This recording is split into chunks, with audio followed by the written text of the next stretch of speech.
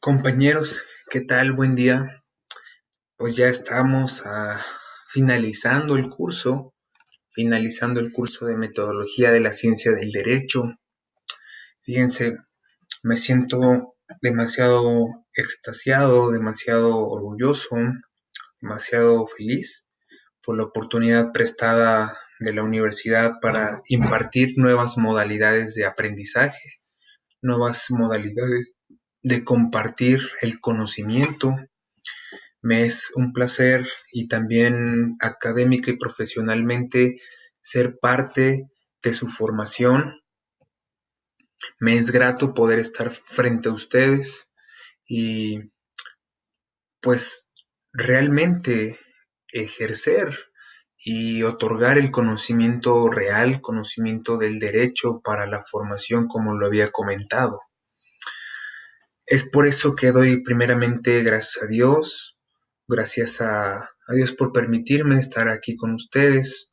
Otra clase más, otra sesión, la última sesión, la octava sesión, ya finalizando esta padre carrera, finalizando esta padre sesión, esta padre materia del cuatrimestre.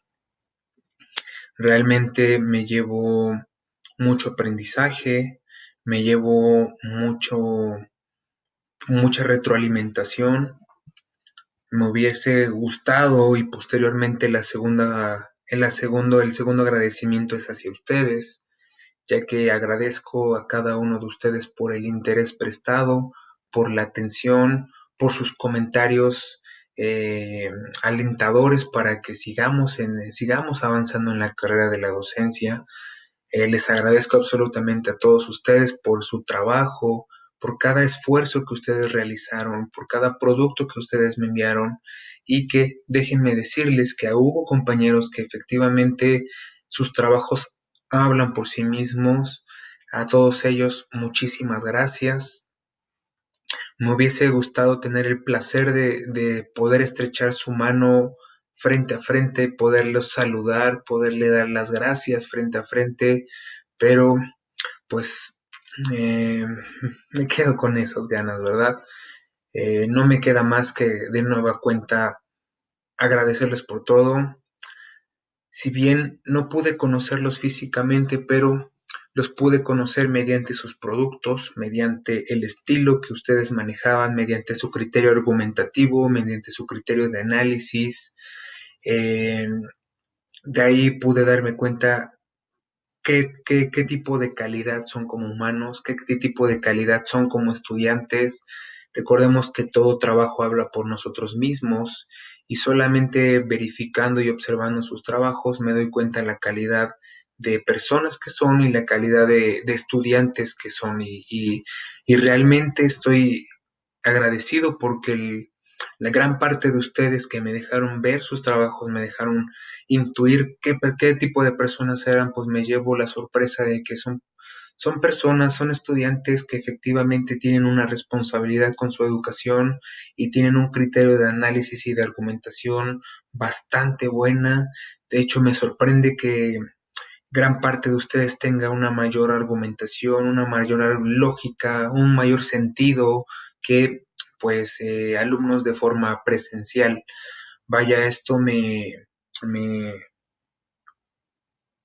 me da mucha retroalimentación, me da muchas cosas que pensar porque vaya, cambia la forma en la que damos la clase, una forma totalmente en línea, una forma totalmente personalizada, pero eh, vamos a decirlo de esta manera, regulatoria o restrictiva. Restrictiva en el sentido de que la especificación o ventaja y desventaja de una forma de docencia presencial a virtual es de que absolutamente no puedo yo resolver dudas en el momento, no puedo yo resolver si tú estás teniendo alguna duda.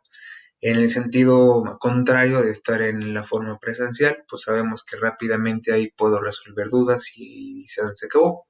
Pero lo que me llevo es que ustedes teniendo el carácter virtual, carácter en línea, carácter de que no gozan de la asesoría directa del docente, pues me llevó la sorpresa que ustedes tienen el más desarrollo, tienen más claro más claro el concepto que pues los estudiantes de forma presencial. Entonces, pues puedo intuir que es por la responsabilidad que ustedes tienen, ya que si bien la responsabilidad que tienen al estar ustedes primeramente pagando el servicio, segundo, la responsabilidad de adquirir esos conocimientos, pues son un papel importantísimo porque ahí denotan la responsabilidad que tienen para que ustedes tengan la formación académica y profesional adecuada. En ese sentido, no me queda más que felicitarlos por esa capacidad que tienen. Sin más preámbulo, vamos a continuar, vamos a finalizar como se debe la presente sesión para que estemos ya listos para nuestro examen. Así es que el examen será implementado, se los estaré proporcionando el sábado para que el domingo, o más bien el domingo se los proporcione y a más tardar en el domingo a las 23:55 horas me lo estén haciendo llegar para que vayamos a la evaluación. Vamos allá.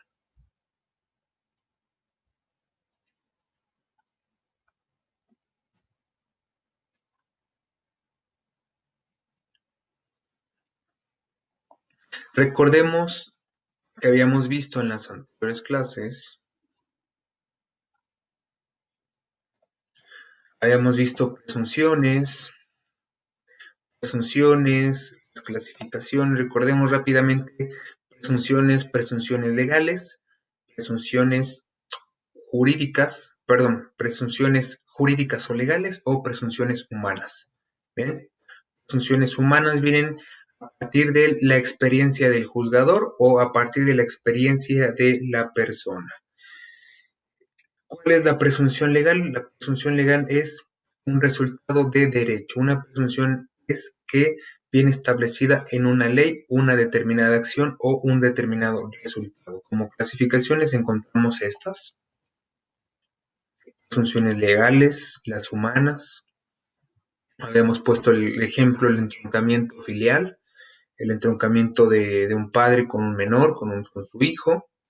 Desde el simple hecho de que esta persona dijera que era su hijo sin acreditarlo absolutamente nada más que con el sentido de la palabra, una presunción simple o humana, y la presunción legal o jurídica, en el que esta presunción ya iba estando, ya estaba acreditada bajo algo real, algo legal. Siguiendo el ejemplo del entroncamiento filial, a lo mejor el padre, pues además de decir que es su hijo, que se detenta como el padre, pues él nos proporciona un documento de carácter legal acreditando que es su hijo, como lo es el acta de nacimiento. En ese sentido, se complementa y se da la presunción legal. Estas ficciones jurídicas, recordemos que las ficciones eran aquellos procesos imaginativos o procesos mentales en donde se daba un supuesto para la creación de un derecho, para la creación precisa o determinada de alguna realidad jurídica. Estas se determinaban en legislativas, terminológicas, normativas, jurisprudenciales. Vemos sus diferentes tipos de ficciones. Hablamos aquí ya de terminología. Y recordemos que toda esta situación de terminología las vimos en la clase anterior. Les dejé un glosario de términos para que ustedes pudiesen involucrarse más, para que ustedes pudiesen ver un poco más la cuestión doctrinal de los términos, se pudiesen familiarizar y en ese sentido pues ya pudiesen ya tener un criterio más argumentativo y lógico. Ahora, la tarea o el trabajo que tenemos ya por último será que Rama realices un caso práctico utilizando la terminología empleada. Máximo utiliza 5 términos que vayan, no sé, se me ocurre arrendatario, arrendador, comprador, vendedor, términos, utiliza o ejemplifica un caso en el que utilices términos. Utilízame términos, utilízame términos. Con solo un caso que tú me pongas, me ejemplifiques, está absolutamente bien. Ahora pasamos a la cuestión de la última clase, la última parte que vamos a ver ya para cerrar la cuestión de derecho, será la mitología en el derecho. ¿Qué entendemos por mitología en el derecho? Pues sabemos que conocemos la mitología por esta teocracia, el politeísmo, que es en el que pues se va direccionado todo hacia los dioses, hacia historias, leyendas, mitos, ficciones, en el que pues todo se inclina hacia lo imaginario, a lo sobrenatural, hacia lo universal. ¿Qué entendemos primeramente por la mitología en el derecho? Si bien sabemos que la mitología es una serie de historias, una serie imaginativa, extraordinaria, ¿qué será ahora aplicada en el derecho? Bien, recordemos que el derecho, específicamente una de las funciones específicas del derecho es la justicia. La justicia como un medio para poder dar a cada quien lo suyo, como lo diría más adelante Ulpiano. Esta mitología en el derecho nos vamos a basar exclusivamente en la justicia y cómo doctrinalmente ha cambiado durante la historia y se ha digamos que divinizado, se ha conceptualizado como la justicia proveniente de los dioses, provenientes de alguna energía mística y pues todas estas cuestiones mitológicas, vamos a decirlo en ese sentido, para la justicia. Así que vamos a detallar más el tema. La justicia, porque obviamente para poder implementar y para poder entender más allá de la mitología en el derecho, pues nos dimos a la tarea de investigar qué significa la justicia en la Real Academia de la Lengua Española, donde nos dice que mantiene, o yo busqué o encontré por lo menos 14 acepciones del significado de justicia. Y vamos a ver. Según la Real Academia, la justicia es una de las 4 virtudes cardinales que inclina a dar a cada uno lo que le corresponde o pertenece. A esto me recuerda a Piratas del Caribe, eh, vamos a decirlo así, cuando el capitán Jack Sparrow tiene en su poder una brújula, donde supuestamente esa brújula le indica donde el punto en donde le interesaba o un punto en donde su corazón anhelaba. Entonces, vamos a decir que la justicia que tenía Jack Sparrow por medio de esa brújula era justamente en donde el destino le apuntaba a lo que le pertenecía o lo que le correspondía. Esto nada más de ejemplo burdo le vamos a dejar ahí. Dice 2. Atributo de Dios por el cual ordena todas las cosas en número, peso o medida. Todos sabemos que la justicia de Dios es divina. Toda esta justicia divina proviene de Dios, proviene del Padre, en el cual nos menciona que si tú haces bien, si tú llevas a cabo los mandamientos, tú llevas a cabo la palabra de Dios, pues cosas buenas te vendrán, bendiciones tendrás y la justicia estará a favor tuya.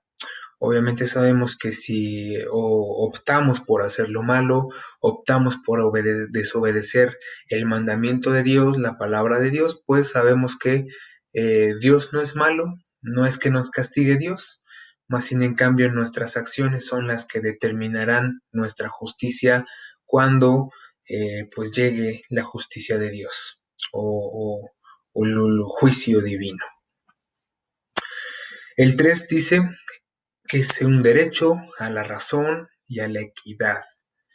La justicia como derecho hacia la razón y a la equidad. Esto es que la justicia debe de ser imparcial, equitativa y en razón a género o en razón de objeto.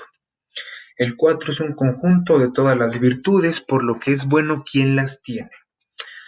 La justicia como un conjunto de todas las virtudes. Sabemos que también la justicia no viene por sí misma, sino que también la justicia viene por medio de varios valores, tales como la honestidad, el valor del respeto, valores como la humildad, valores como la sinceridad. Estos valores, junto con la justicia, los hacen de carácter positivos, que sean puestas como virtudes. Quien tenga la justicia se dice que es bueno todo lo que él haga. El 5 dice, lo que debe hacerse según derecho o razón. Como ejemplo coloqué, pido justicia. Lo que debe hacerse según el derecho o la razón. Y aquí la cuestión de la razón pues cambia bastante en la concepción de la gente. ¿Por qué? Porque toda la gente quiere tener absolutamente la razón. Y ese es el problema de México, el problema como mexicanos. No sabemos escuchar y todos queremos tener absolutamente la razón. Absolutamente. Tenemos amigos, familiares, conocidos que estamos ya sea en una discusión o ya sea en alguna deliberación o alguna pues contraposición de ideas y siempre queremos tener la razón, aunque estemos mal, siempre queremos tener la razón. Y a veces la justicia está por el simple hecho de que esté en la razón. Un ejemplo, nosotros conocemos, o más bien ustedes van a conocer en su caminar profesional a varios clientes que ellos quieren manejar la justicia como quieran, como a ellos se les dé la gana, porque piensan que ellos tienen la razón.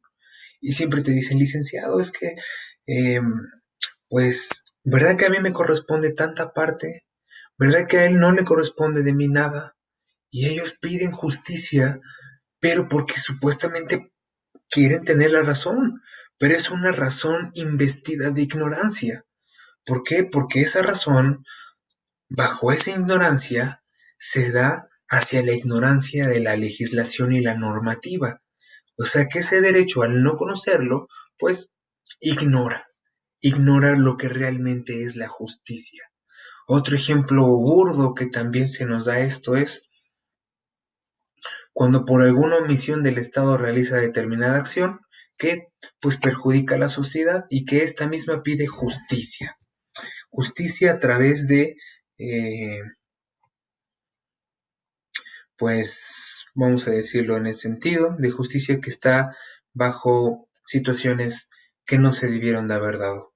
Un ejemplo es, hace no mucho tiempo, no recuerdo la fecha, recordamos la explosión muy famosa hacia los ductos del combustóleo de combustible, en el que todos sabemos que se dio una rapiña, se dio un huachicoleo masivo, en el que una comunidad se volcó a ordeñar en gran cantidad, ya sea material y personal, o sea, hubo muchísima gente ordeñando y que a través de esto, pues estalló y hubo decenas, centenares de muertos, centenares de personas que fueron calcinadas por el fuego, además de que estaban cometiendo una forma de delito que sabían que le estaban robando, sabían que lo que estaban haciendo iba en contra de la ley.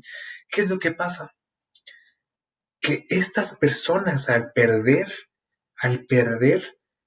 sus familiares, exigieron justicia, le exigieron al Estado justicia. Y es aquí cuando se tergiversan las cosas, puesto que ellos piensan, como lo dicen en el capítulo, en el número 5, que bajo tener razón solicitan la justicia. ¿Qué razón era la que les movía? Que obviamente fue culpa del Estado por no poner seguridad, por no poner alguien que verificara. Ahora imagínense que verificara el robo del combustible, que fue culpa del Estado. Bajo esa razón, bajo ese derecho se mueve la gente en la ignorancia. Es muy delicada la justicia porque la justicia no solamente se aplica para quien tenga la razón, sino que debe de estar sometido a una normatividad y a un procedimiento para que no se pueda caer en acciones de este tipo. Otra, la 6 dice la justicia, pena o castigo público. Y aquí también detallamos un poco más acerca de esto. La justicia no es pena, no es un castigo público, más bien la justicia aquí lo ven como una forma coercible, una forma totalmente punible que el Estado utiliza para coaccionar o tener un control social ante la gente. Obviamente, la justicia bajo la pena o el castigo público tendrá mucho que ver en la forma o en el sistema de gobierno que se esté rigiendo cada país o cada estado. Un ejemplo, en Estados Unidos, si bien la mayor parte de sus estados tienen autorizadas la pena de muerte, en el que su sistema de derechos humanos pues es diferente. En México, pues México es un país que tiene convenios sobre derechos humanos en el que pues definitivamente prohíba la pena de muerte, puesto que va en contra de derechos humanos. Es ahí que la justicia vista desde la pena o el castigo público pues va a ser determinada según el sistema de gobierno o el sistema de implementación que tenga cada estado. Dice la justicia en el 7, ministro a tribunal que ejerce justicia. La justicia es si lo vemos ya alguien que ejerce la justicia, lo vemos tal como físicamente lo vemos. Esto de ministro a tribunal que ejerce justicia, pues lo vemos como un órgano en el cual se va a encargar de ejercer dicha justicia. El 8 dice que viene del Poder Judicial. El Poder Judicial es el encargado de, pues, ejercer la justicia en todo el país. En el 9 dice Administración o Sala de Justicia. Recordemos que el Consejo de la Judicatura Federal es el máximo órgano administrativo en el Poder Judicial, en el que pues ahí va a salir desde la implementación, la estrategia de cómo resolverse las cuestiones judiciales, como el reclutamiento del personal judicial. Entonces vemos que la justicia proviene desde la administración o las salas de justicia. Las 10, que es audiencia en justicia. La justicia viene de todas aquellas audiencias en donde se tienen a las partes y se tiene al juez deliberando.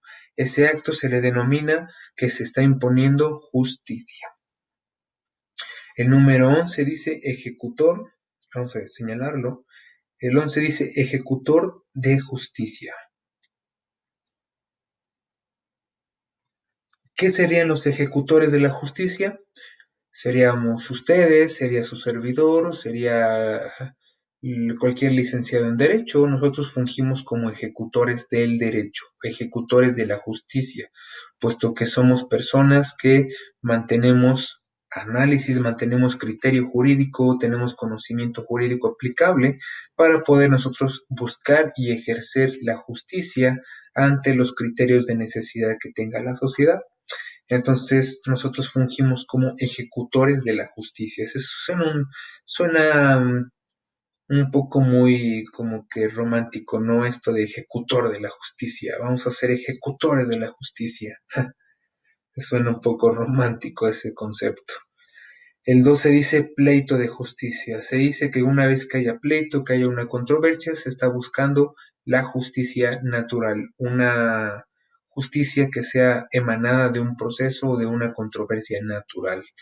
13, castigo de muerte. También esto del castigo de muerte lo contempla de este diccionario como justicia, pero obviamente sabemos que el castigo de muerte también dependerá de los sistemas de gobierno y los sistemas que tengan estos países para la administración de su justicia, como lo habíamos ejemplificado en, pues si vemos históricamente el castigo de muerte siempre se ha implementado a manera de dar justicia. Ya bien lo citaba la ley de Talión, el de ojo por ojo, diente por diente. No siempre el castigo físico se ha visto como una forma de justicia, en el cual pues el castigo de muerte se vino cambiando desde la historia hacia la, eh, pues la creación del Estado moderno y de que cada Estado optara por su sistema o forma de gobierno para que se puedan implementar estos castigos. El 14, alguacil oficial inferior de justicia. Bien, ¿a qué se le denomina alguacil o oficial inferior de justicia? Pues van a ser todas aquellas personas que estén ostentando un puesto público en el poder judicial.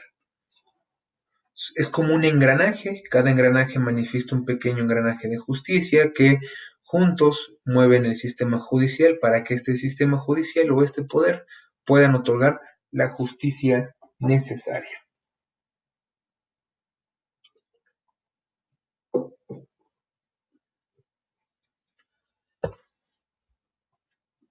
Aquí volvemos a imponer lo justo fuera de la concepción del Estado y su forma de gobierno.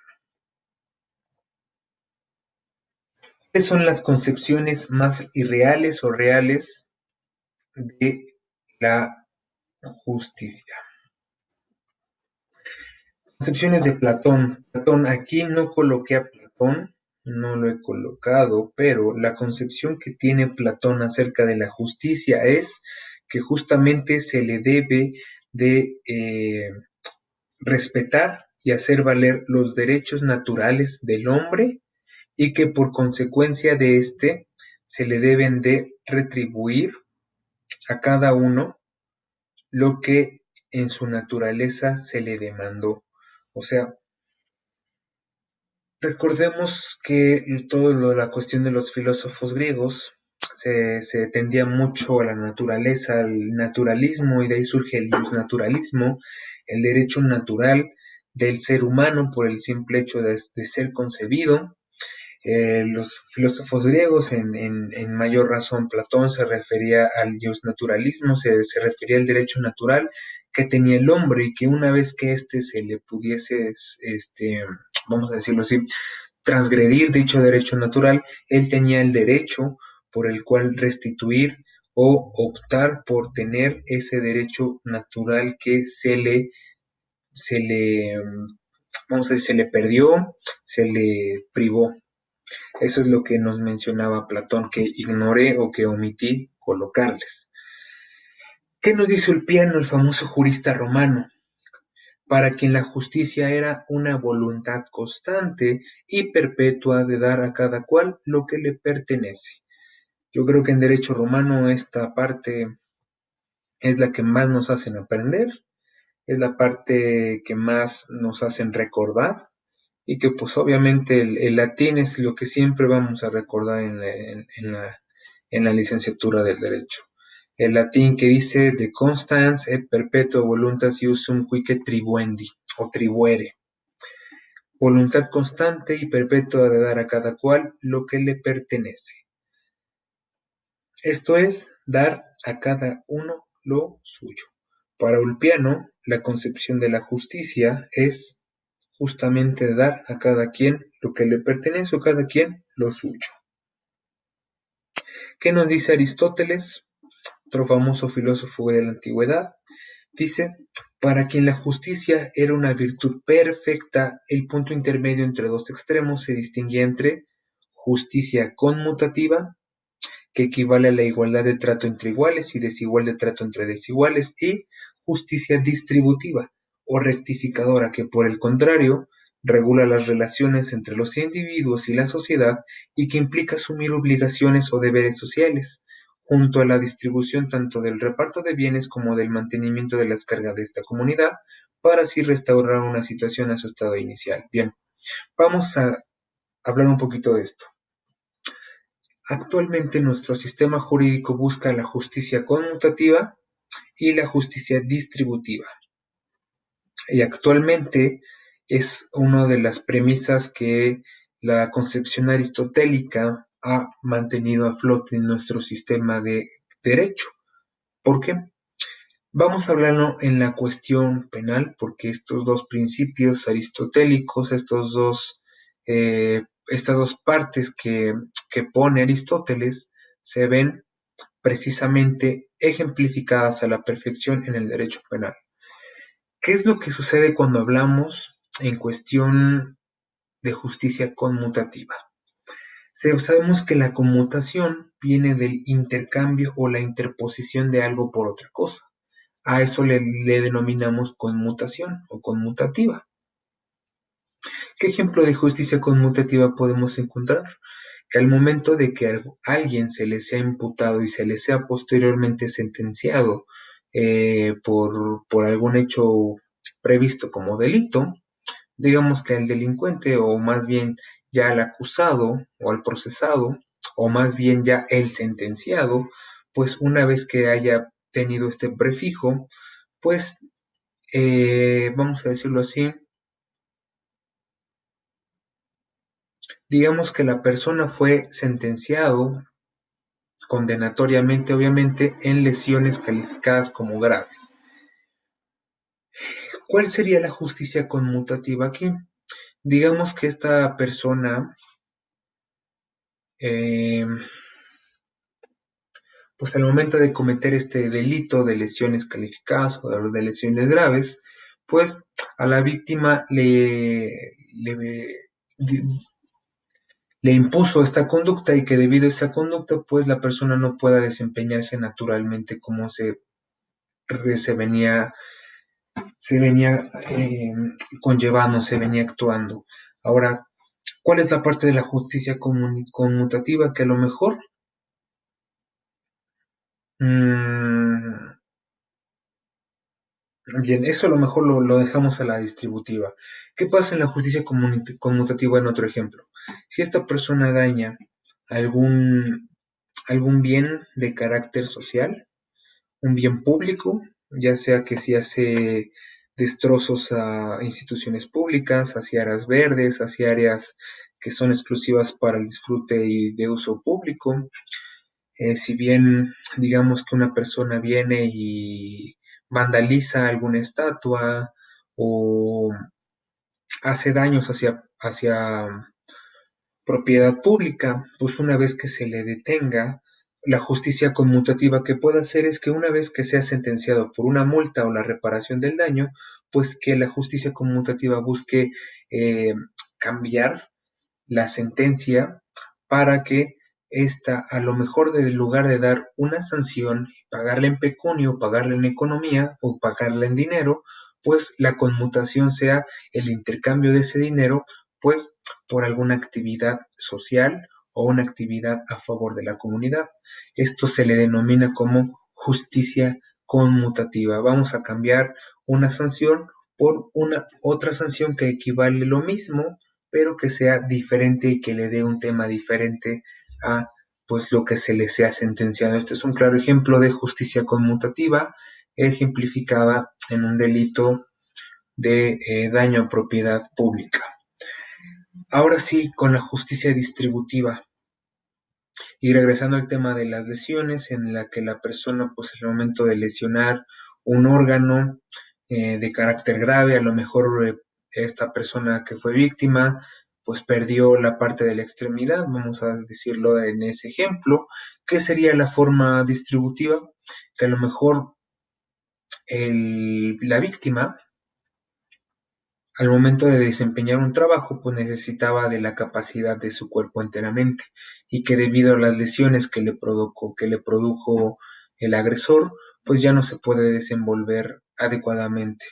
¿Qué es lo que pasa? Que la justicia distributiva busca que, en primeramente, se le tenga por restituido, se le tenga por hecho válido la facultad de poder exigirle al agresor la capacidad de someterle bajo una obligación y bajo un deber social para con él la víctima, para con la víctima. Es ahí que la justicia distributiva viene en ese sentido.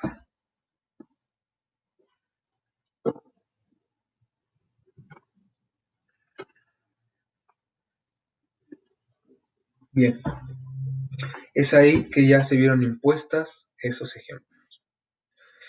¿Qué más dice la mitología de derecho? Según J. Rawls, famoso jurista también por implementar la teoría de la justicia, nos dice que la teoría de la justicia debe de dar legitimidad al Estado, debe de dar imparcialidad en la toma de decisiones, se debe al paternalismo estatal, el igualitarismo o distribución de bienes y la asignación de derechos y obligaciones.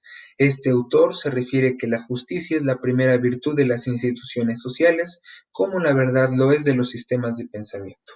J. Rawls dice en su teoría de la justicia que para que realmente pueda vérsele realmente como justa o una realidad real, una realidad justa acerca de ese término, se debe a que debe de pasar por estos 5 puntos, que es la legitimidad del Estado. O sea, que el Estado da legítima a la justicia y viceversa, que la justicia da legitimidad al Estado.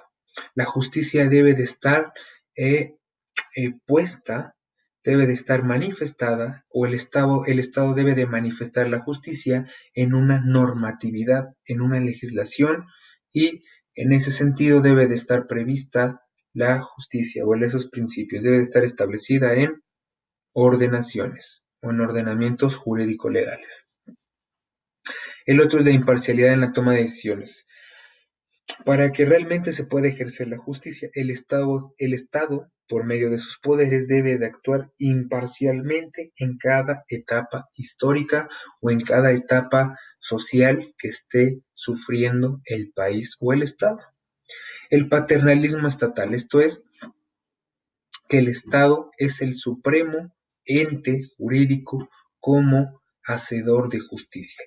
Ninguno de los privados, ninguno del derecho privado, ninguno de los particulares, de los gobernados puede ejercer justicia por su propia mano. No se puede. Para que también se dé su puesto de justicia, debemos de estar dependientes de un paternalismo estatal. Esto es que solamente el Estado es el único garante de la justicia. No podemos tener como particulares nosotros el ejercicio de la justicia. No tenemos autorización. El otro es el igualitarismo, la distribución de bienes. El igualitarismo, esto es que todos y cada uno de los bienes que tengamos deben de estar proporcionados en igualdad de condiciones, siempre y cuando hablemos desde condiciones administrativas. Así que la justicia se debe de dar en un igualitarismo de partes.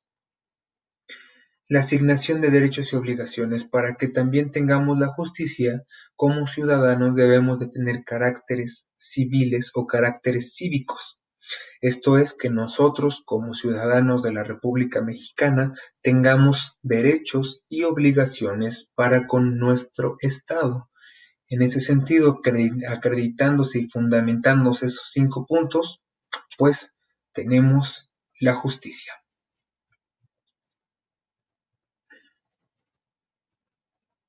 Vamos un poquito más rápido. Justicia en su sentido más estricto o restringido puede entenderse en menos 3 cosas. En primer lugar, un valor jurídico que preside y está presente en cualquier ordenamiento jurídico, como ya lo habíamos comentado. En segundo lugar, una organización jurisdiccional institucionada para hacer cumplir el derecho. Y en tercer lugar, una actitud de los juristas en general que crean, interpreten y aplican el derecho de acuerdo a ciertos parámetros. El primero lo vemos, que el derecho, la justicia está implementada en una normativa legal. El segundo, que debe de estar fundada bajo un criterio o un organismo, en este caso el Poder Judicial.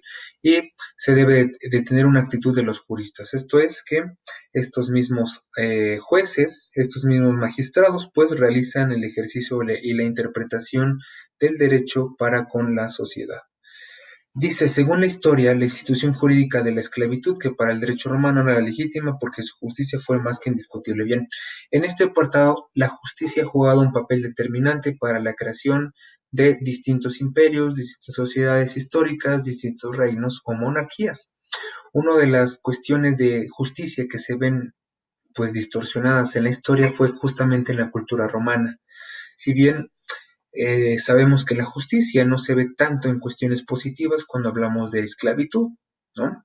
Sabemos que una cuestión de esclavitud, de sumisión, no es de carácter justa, pero para el derecho romano la justicia era legítima, ¿no? Solamente la justicia la podían implementar los que tenían el carácter de ciudadanos romanos. Todos más allá de los que no pertenecían a esa clase, pues no eran considerados en la jurisdicción o en la normativa de la sociedad. Dice, hasta formas actuales de comportamientos delictivos cuya injusticia clama desde la protesta cívica de gran parte de la sociedad. Otro tipo de justicia que nosotros tergiversamos es justamente como lo habíamos visto en la razón.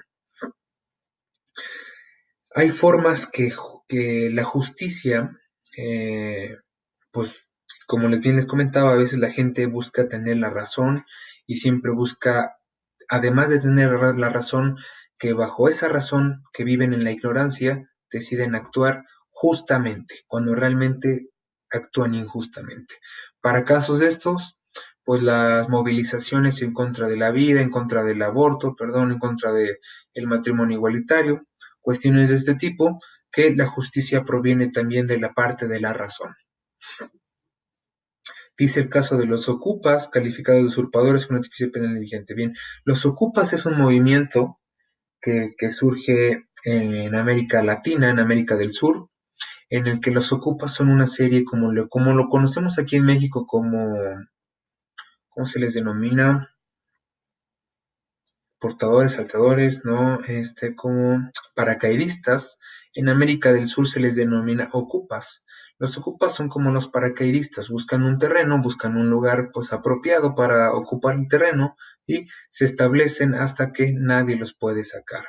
Esto también se ve tergiversado porque supuestamente estas personas tienen el movimiento de justicia de tener algún terreno, ¿no? Y vamos a pasarle rápidamente. Dice, resulta digna de atención la conexión que en nuestra cultura general, y no solo jurídica, se ha hecho entre la justicia y la aplicación del derecho, dejando de lado la función legislativa de creación de normas jurídicas, vinculadas al principio de legalidad como expresión de la voluntad general expresada por el pueblo a través de sus representantes legítimos. Sabemos que la justicia queda imperfeccionada desde el punto de vista de la razón, puesto pues que sabemos que a raíz de la ignorancia, pues la razón se viene desvirtuada. Es así que para que se pueda dar la perfección de la justicia, esta justicia debe de estar establecida como función legislativa, como creación de normas jurídicas y deben de estar justamente vinculados a ese principio que emana de la sociedad o que del pueblo. Esto es que si el pueblo tiene esa razón vista por la ignorancia, una vez que la hagan decir, pues va a ir hacia personas que están expertas en el derecho y le van a dar el sentido, tales como la función legislativa al momento de la creación de las normas. Dice, esto ha tenido una repercusión importante sobre la opinión pública que ha asociado a hacer derecho, a hacer justicia por parte de los jueces. Realmente, pues la sociedad también piensa que los más poderosos, que los políticos son los que crean leyes y pues relativamente no. O sea, por un lado sí, pero por otro lado la sociedad si se pone de acuerdo también puede modificar su ordenamiento. Esa es la parte de la soberanía que está emanada en el pueblo y está justificada en la Constitución. El derecho es una creación humana que para conseguir unos objetivos funciona a través de ficciones, de creaciones imaginarias, artificiales e incluso a veces artificiosas, como lo habíamos comentado en las presunciones y ficciones jurídicas de las clases anteriores. Vamos con uno de los mitos más conocidos, que es el mito del legislador racional. Dice, la ley y la figura del legislador se convirtieron en una ficción ideológica y hermenéutica conocida como legislador racional, cuyas características cuasi divinas eran las siguientes. El racionalismo proviene del pensamiento filosófico como se le denomina, como el racionalismo, en el cual uno de los grandes movimientos surge en Europa, en el que el principal modelo del racionalismo es hacer las cosas como bien se deben y obtener felicidad al hacerlas. En ese sentido, el legislador racional va a ser aquel legislador que va a ser imperecedero o inmortal. Esto es, que no puede morir, a pesar de que los legisladores reales sí que mueren. Esto es, que una vez que sea detentado como legislador, pues su legado exista, que era único, crea en solitario todas las normas del ordenamiento jurídico. Este legislador era el único que por sí solo creaba las leyes, era consciente que tenía conocimiento directo con la ley, que era finalista o teleológico, siempre persigue un propósito definido una vez creada la norma. Es omnisciente, que conoce todas las circunstancias fácticas que abarcan las normas que dicta. La omnipotencia, que su voluntad permanece con vigencia indefinida a menos que el mismo se autolimite o lo revoque. Que era coherente, que su voluntad no puede contradecirse consigo misma. Omnicomprensivo, que no deja situación jurídica sin regular. Económico, no dicta normas repetidas o redundantes. Era operativo, las normas que dicta siempre son eficaces. Era preciso, que su voluntad real tiene una dirección unívoca con independencia de las imperfecciones del lenguaje con accidentalmente utilizado. O sea, que nuestro legislador racional era el legislador supremo. Por último vemos el mito del juez omnipotente. Proviene del modelo anglosajón, del modelo inglés, un opuesto al continental, una figura mitologizada e idealizada del juez. Esta, a grandes rasgos, pues le daba facultades autoritarias a los jueces de poder hacer absolutamente lo que quisiese. Por último, el mito hermenéutico. Este mito hermenéutico surge a partir de la corriente de la posmodernidad. Este mito hermenéutico viene aparte del juez posmoderno, que viene ejemplificado o viene, vamos a decirlo, atribuido hacia el dios griego Hermes. Hermes o Mercurio en el politeísmo romano. Hermes era el mensajero de los dioses. Entonces se decía que la justicia era como que la máxima de las sabidurías y que el juez era el mensajero de la justicia con los hombres. En ese sentido, pues, sabemos que este dios, además de tener pues todas las características románticas que le dan, tenía alas, tenía un báculo, tenía un deber para la divulgación del mensaje, pues así lo tiene nuestro juez. Nuestro juez, como mito hermenéutico, es aquel el que pues se goza de realizar el consejo, la comunicación de la justicia con las personas. Así que bien, logramos terminar con 60 diapositivas, 69, casi 70 diapositivas de, de, de asignatura. Y pues compañeros, no me queda gratamente que cerrar la asignatura de metodología de la ciencia del derecho. Pues me es grato poder estar nuevamente aquí. Y pues primero Dios, espero que también la universidad me siga dando la oportunidad, el placer de poder estar con ustedes.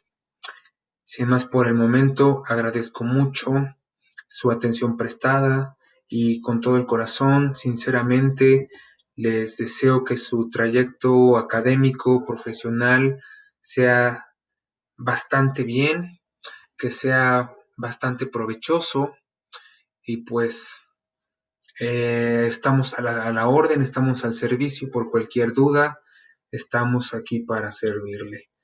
No me queda más que agradecerle, compañeros, y repito, se les desea profesional y académicamente que sean realizados y que persigan todo aquel objetivo para el cual están ustedes especializándose. En ese sentido, muchísimas gracias y hasta la próxima.